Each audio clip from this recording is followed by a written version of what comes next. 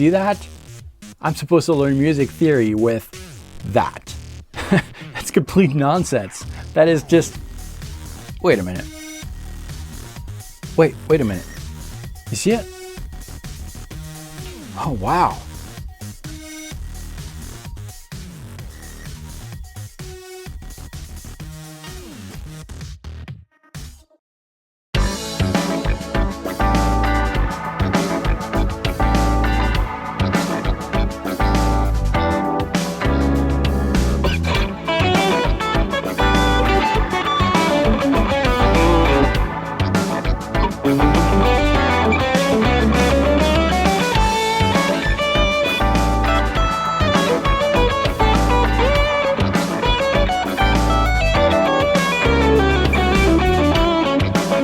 Hey, David Allman here, and today I'm going to share with you a super simple concept that has to do with the leading finger, yes, I made out that term, and chromatic passages.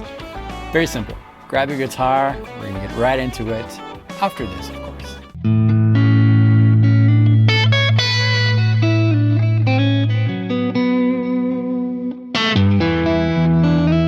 Hi, my name is David Wallman. Welcome to this channel, which is all about exploring different simple musical concepts, helping guitar players develop their unique voice on the instrument to tell their own musical story.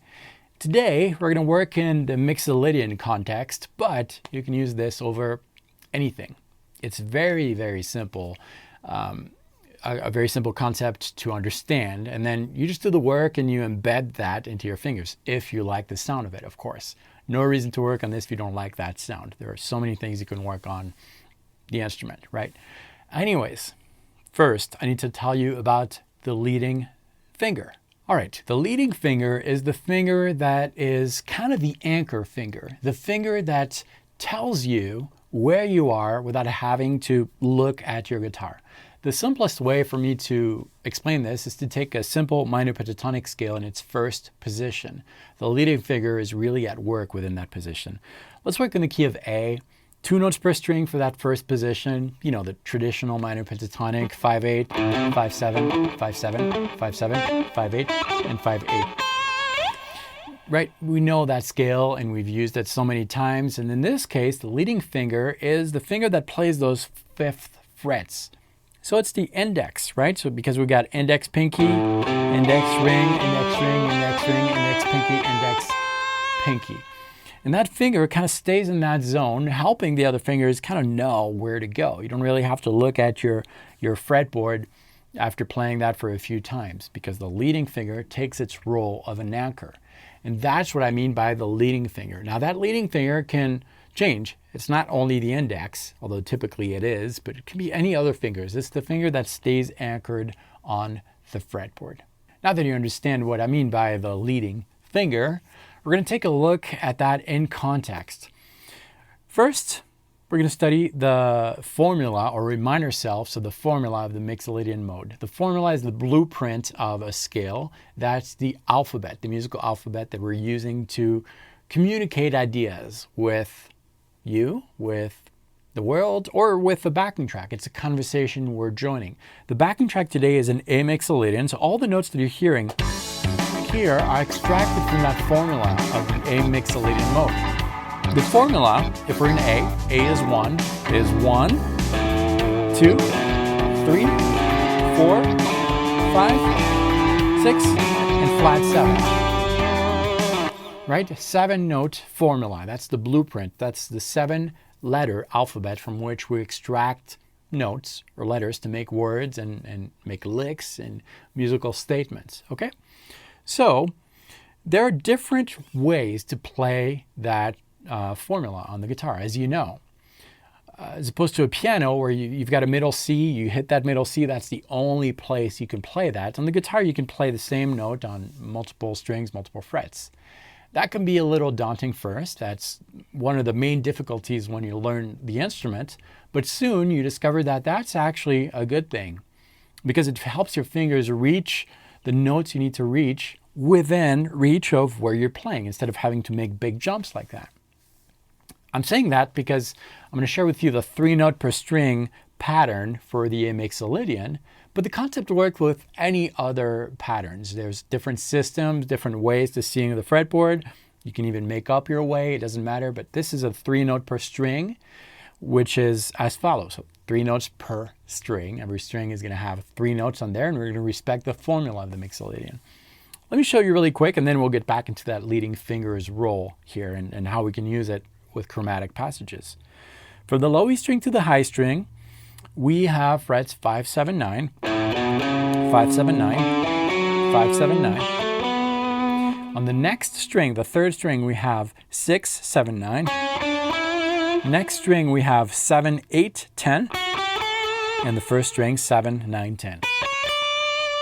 So our leading finger here changes, shifts. On the first 3 strings that I played, we have that anchor on the 5th fret, right? With the index, 5, 5, 5. That index kind of helps the other fingers be placed, and that's taking the role of the leading finger. Unfortunately, that changes on the 3rd string because we're no longer starting with the 5th fret, but the 6th.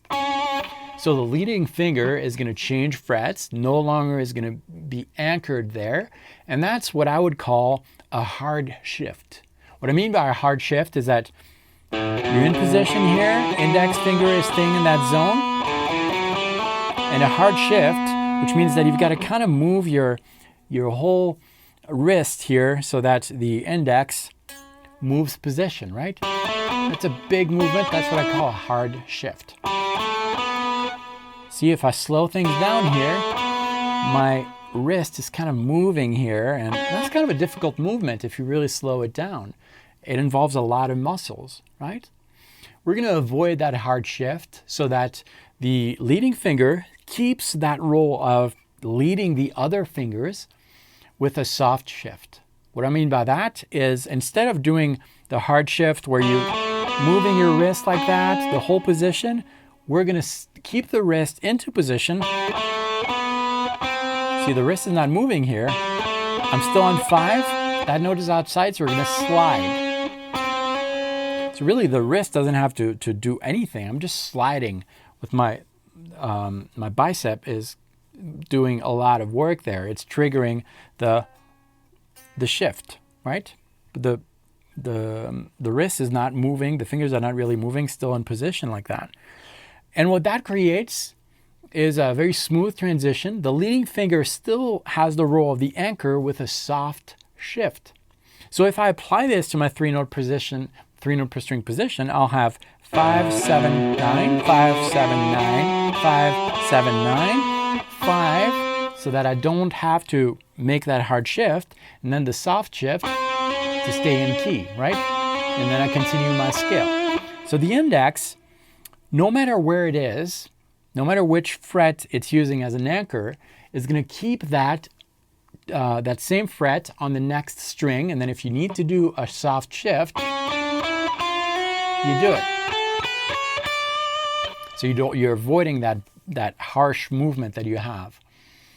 So step by step, let's take a look at that 3-note per string with the leading finger soft shift technique. Starting on the low string, we have frets 5, 7, 9, 5, 7, 9, 5, 7, 9, 5, soft shift, 7, 9, 6, soft shift, 8, 10, 7, 9, 10.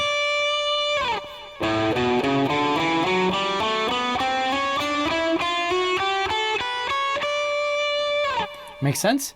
And that adds automatically some chromatic phrases, short, built into your scale. You really don't have to think about it. This is not a mental approach where you're thinking, I'm approaching the 4th with the major 3rd or anything like that. It's just kind of built in your scale like that. Well, let's try this over the backing track. I'll play that really slowly to get a feel for the notes.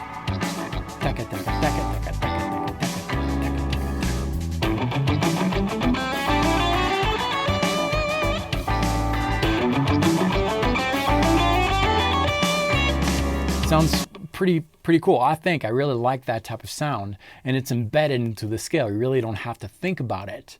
You just do that soft shift. And we can do that descending too, and as I said before, the leading finger can change. We use the index as a leading finger when we're ascending. If we're descending, we can take the very first note that we're playing, that'll be on the 10th fret, first string. That's played with the pinky. The pinky can become the leading finger. So we've got 10, 9, 7, 10, 8, 7. So the pinky is taking that role. It's an anchor. It guides the other notes. And then here, when we transition from the second string, 10, 8, 7 to the third, 10, well, that's not in the scale. So we'll do a soft shift, slide down. So we don't have that harsh movement. So we got 10, slide to 9, and then we got 7, 6, 9, 7, 5, 9, 7, 5, 9, 7, 5. All together over the backing track.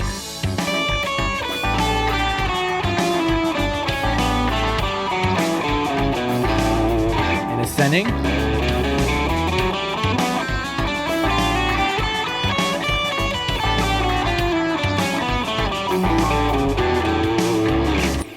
That's how you work on this, slowly, gradually, and the speed at which you need to work on, even if you're working over the backing track, the speed should, I think, always be the speed at which your mind is in control of what you're playing. You need to almost think one step in advance, knowing exactly what comes next, being aware of that before your fingers take over, where your mind is kind of like, all right, I'm letting go, my fingers are taking over. That happens, when you first learn your pentatonic scale, it's a very cerebral thing, until eventually you can just phrase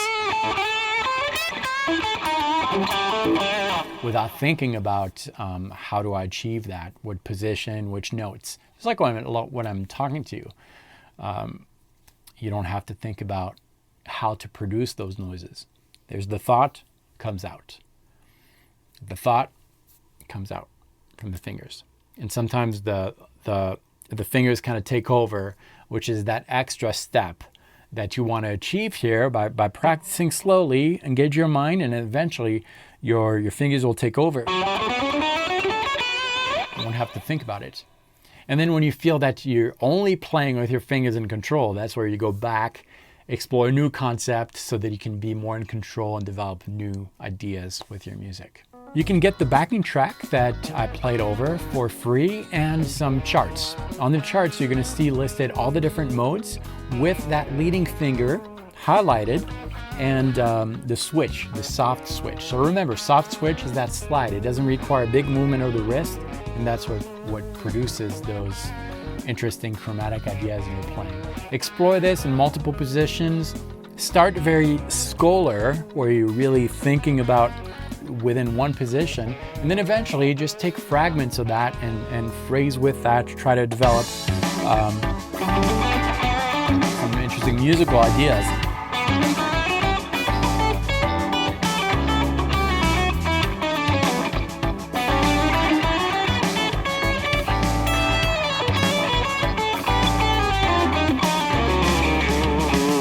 Not sure what that was, but that's kind of the idea. Get all the assets below completely free. Visit the link, enter a valid email address. I'll be sending you that right away. And if this was your first visit, thanks for spending time with me. You should consider subscribing, because every week 3 videos like this one are released on Mondays, Wednesdays, and Fridays, helping guitar players through the world find their unique voice on the instrument, develop that voice to tell your unique story. Nobody can play the way you play on the guitar. You are unique. You have a story to say. Let's learn how to say it the most effective way possible. I'll see you next time. Practice well.